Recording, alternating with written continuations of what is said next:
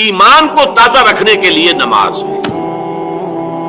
دن میں 5 مرتبہ اپنے مصروفیات سے نکلو. صبح کی نیند بڑی سہانی ہوتی ہے، اسے دوڑ کر اٹھو اور اٹھو اللہ کے حضور میں حاضر ہو، کھڑے ہو جاؤ، وضو کرو، کھڑے ہو جاؤ، نماز پڑھو، اللہ سے اپنا عہد جو ہے تازہ کرو. ایاک نعبد و ایاک نستعین، اللہ تعالیٰ کے ساتھ اپنے اس عہد کو دوبارہ استوار کرو، تازہ کرو.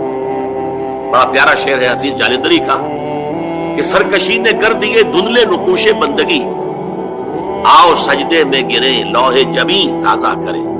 لوح کہتے تختی کو، جیسے تختی ہوتی تھی ہم لکھتے تھے پھر تازہ کرتے تھے اسے، اس کے اوپر پھر دوبارہ گاجنی سے اس کو دوبارہ جو ہے تاکہ اس پر لکھا جا سکے. تو یہ لوح جبیں جو ہے یہ ہماری، اسے رکھو زمین پر تاکہ اس میں بندگی کا جو نقش ہے وہ تازہ ہو جائے. اس لیے کہ ہماری سرکشی جو نفس کی سرکشی ہے، ان النفس لامارۃ بالسوء، اس نے ہماری یہ بندگی کے جو آثار ہیں، جو نقوش ہیں، انہیں کمزور کر دیا، دھندلا دیا. تو نماز ایک ستون ہے، اور یہ جان لیجئے کہ اسلامی معاشرے کے اندر اس کی تنظیم، اس کی آرگنائزیشن کے لیے یہ یوں سمجھیے رکن رکین ہے، یہ عمود ہے، یہ سب سے بڑا جو ہے بنیاد ہے. اب آپ کو معلوم ہے کہ اسلامی معاشرے میں ایک فرد ہے مسلمان، اس کی زندگی بھی اگر وہ نمازی ہے اور نماز کا حق ادا کرتا ہے، اس کی زندگی گویا کہ نماز کے گرد گھومتی ہے. اس کا سارا نظام الاوقات جو ہے نماز کے حوالے سے طے ہوگا.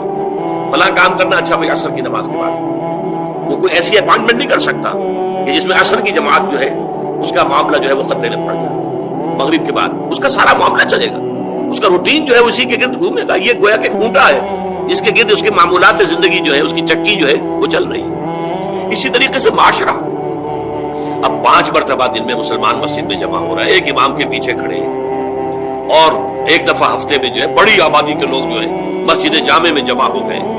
یہ اسلامی معاشرے کی ایک تنظیم ہے. سال میں 2 مرتبہ جو ہے آبادی سے باہر کسی بڑے کھلے میدان میں لوگ چلے گئے ہیں عیدین کے لیے، اور سال میں 1 مرتبہ جو ہے پوری دنیا سے کشاں کشاں کہاں سے گورے بھی اور کالے بھی اور پیلے بھی مسلمان کہاں سے چلے آ رہے ہیں، ہر مسلک ہر فقہ کے ماننے والے.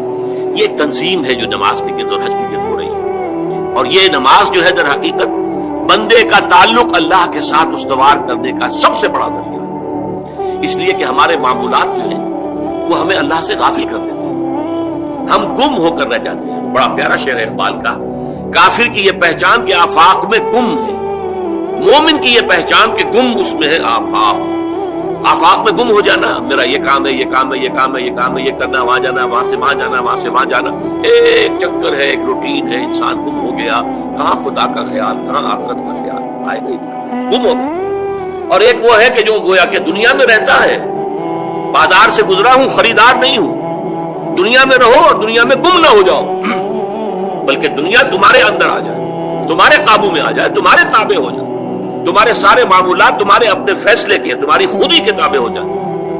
یہ کیفیت ہے در حقیقت کی جو مطلوب ہے.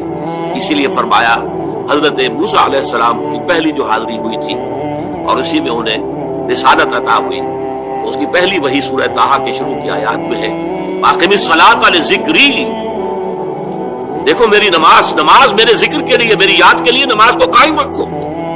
الصلاۃ عماد الدین حضور فرما رہے ہیں، یہ دین کا ستون ہے، اس دین کی عمارت اس پر کھڑی ہے.